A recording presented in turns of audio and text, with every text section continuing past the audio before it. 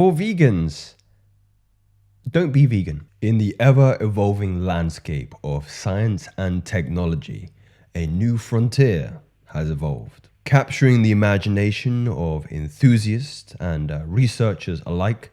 We call these individuals biohackers. This intriguing field delves into the art and science of optimizing human biology, evolving human biology, transcending the boundaries of conventional secular health. It posits a thesis, a roadmap for an individual to push past the limits of their own human potential. Biohacking at its core is rooted in the belief that the human body and mind are not static entities, but rather adaptable systems that can be fine-tuned and enhanced through strategic interventions. These interventions span a wide spectrum, I'm sure you can imagine, ranging from cutting-edge technologies and medical interventions alike to lifestyle modifications and self-experimentation, arguably a contentious self-experimentation in some parts. However, at the heart of biohacking lies a relentless pursuit of self-improvement and personal optimization, a welcome feat for any ambitious man. I'm sure you would not disagree with me. If you've ever gone to the gym, picked up a dumbbell, maybe even done a stretch, there is an argument to be made that you fall into this category of being a biological hacker. You belong to a community of individuals that are not unlike the occultists who believe in self-actualization of the highest version of their human organism. I was actually formally introduced into the field of biohacking by a romantic interest earlier this year. She was obsessed, nevertheless, to say, in optimizing every single facet of her particular well-being, from her diet, very, very meticulous in her diet, to even more meticulous in her supplementation, to the quality of air she was breathing, to the blue light available in her nearby surroundings. I can actually tell at the moment that I am surrounded by blue light, and I'm sorry, I don't have my blue light blocking glasses, but I shall compensate for them soon. An incredible individual who, unfortunately, or fortunately, you could say, was put on this path by a severe illness in the past years. Hindsight is 2020. Now, gentlemen, today I wanted to share with you what you may describe as soft biohacking practices that I believe every single person watching this video should have synthesized into their lifestyle already if they haven't. And depending on whether or not you're receptive to the information I give you in this video, I will make a list of hard biohacking practices that you can implement with a little bit more reservation once knowing how they behave in your body. But as per always, we give our appreciation to Rediscover, who has highlighted the list of short and hardcore biohacks for everybody to follow, beginning with the soft interventions. So here is a list of soft biological interventions that will help your longevity and also quality of well-being in the formats of cognition, general health, and mental health also.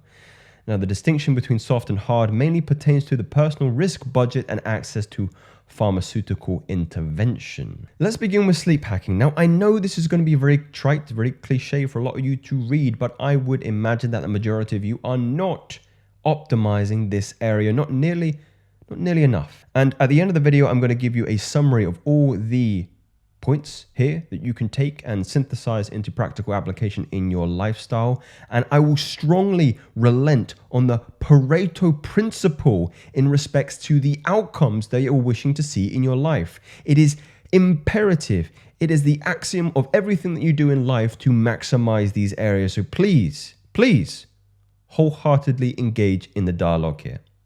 Sleep hacking. Good sleep can enhance all other aspects of health and well-being. If sleep is poor, most other things do not matter. Gentlemen, if you are not optimizing your sleep and you're thinking that new to-do list is going to be the bedrock of your productivity, you are highly delusional. Optimize your sleep. Make sure your room is very dark. You will incur, as a consequence of poor lighting, or let's say poor darkness, reduced sleep quality even if you do not notice it. You may want to use magnetic tape around your curtains to block out that sliver of light between them.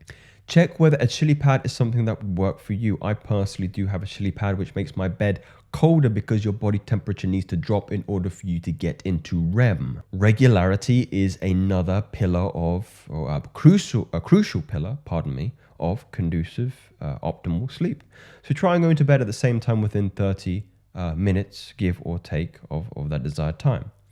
If you do use melatonin, which I do not suggest, do not do more than 0.5 milligrams, as there is a risk of your natural hormone suppression, which is the rationale which I would never encourage you to do so. Glycine before sleep is something that I would suggest. 5 grams seems to be an optimal dose. Use a bright morning lamp, or if you can, if you are in you do have a window that is available to you to see the sunrise, then that might be optimal. If you can have a system whereby the curtains part when the sun is rising. Most of you will not be able to get access to something like this. So I do suggest a morning lamp that simulates the sun rising, and also being mindful of your alcohol consumption, which can kill your sleep quality. Other than high quality sleep, there is little that has a greater effect on vitality, energy, mood, and health than consistent high quality exercise. Exercise is excellent for metabolic health, musculoskeletal health, as well as a baseline for brain function, cognition, executive functions, and overall mood. I cannot respect anybody who refuses to exercise. If you don't exercise and you're watching this, I can't respect you. I refuse. So get moving. Try to combine all three of different forms of exercise, including resistance, aerobic, and anaerobic, as they seem to have independent benefits. Do aerobic at least 2 times per week for at least 30 minutes, ideally 3 hours per week.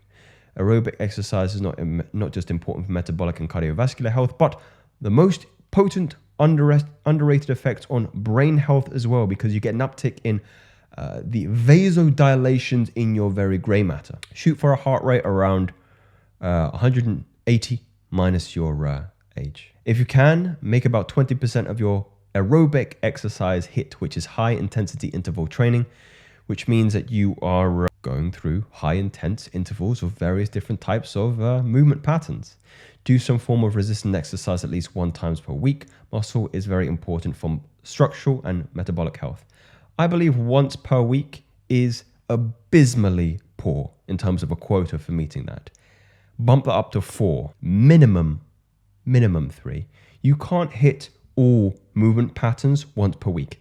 Doesn't happen that way. Diet. Avoid eating too many processed food. Avoid eating sugar. Fructose is metabolized differently than glucose, which means natural sugars are good. Eat fruit.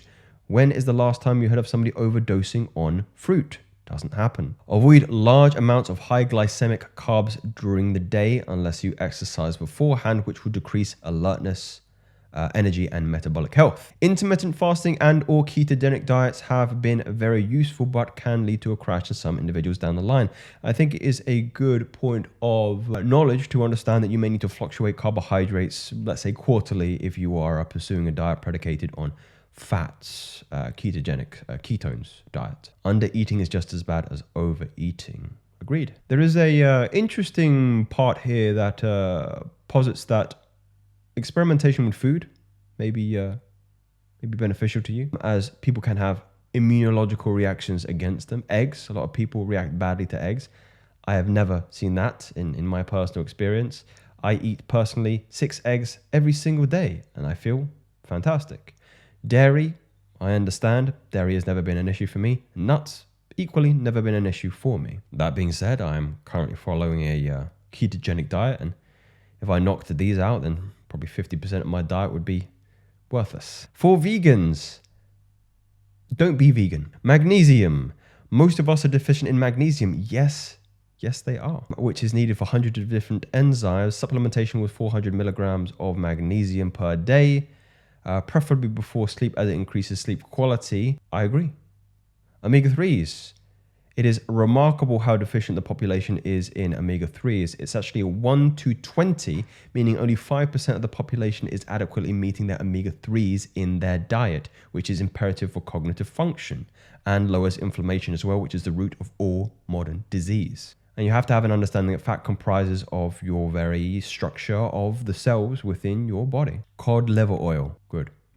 Vitamin D is a steroid-like hormone that affects about 5% of human genome, with downstream effects on cognition, mood, energy levels, immune regulation, and bone supplementation.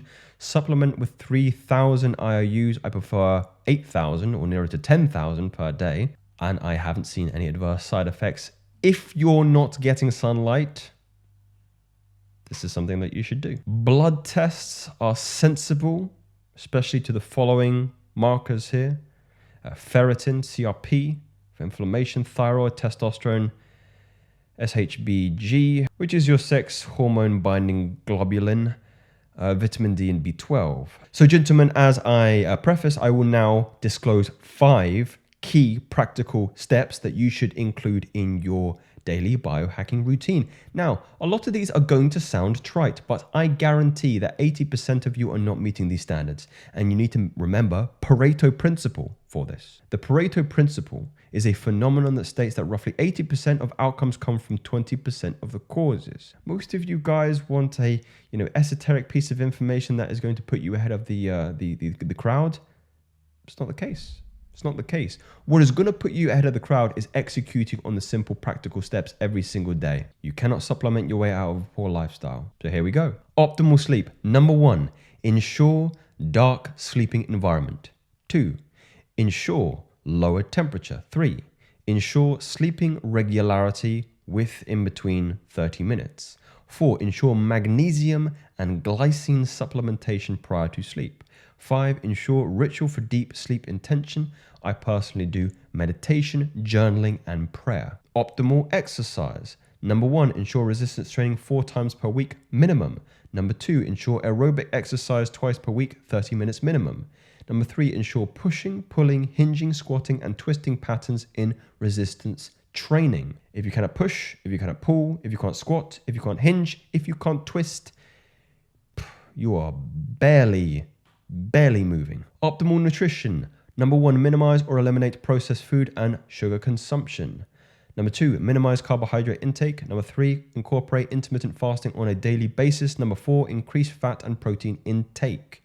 You're probably not eating enough fat. Remember, your brain is 60% DHA, which means your brain is a ball of fat. If you do not feed your brain fat, you are stupid, literally. Optimal supplementation. Number 1, ensure vitamin D supplementation. Number 2, ensure magnesium supplementation. Number 3, ensure omega-3 supplementation. Number 4, ensure you are not vegan. Number 4 is important. Optimal elimination. Number 1, eliminate cannabis. Number 2, minimize or eliminate alcohol. Number 3, eliminate Xanax and your pain pills. You are not an LA mother. Number 4, experiment with caffeine elimination. And number 5, experiment with nicotine optimization and maybe elimination. I have heard some nootropic benefits to nicotine in gum form, which I will maybe address in the latter video on hard biohacking tips, if that is your personal preference. Gentlemen, these are not theories, they are facts. Optimize them, sleep better, and move better, and have more energy, and speak soon.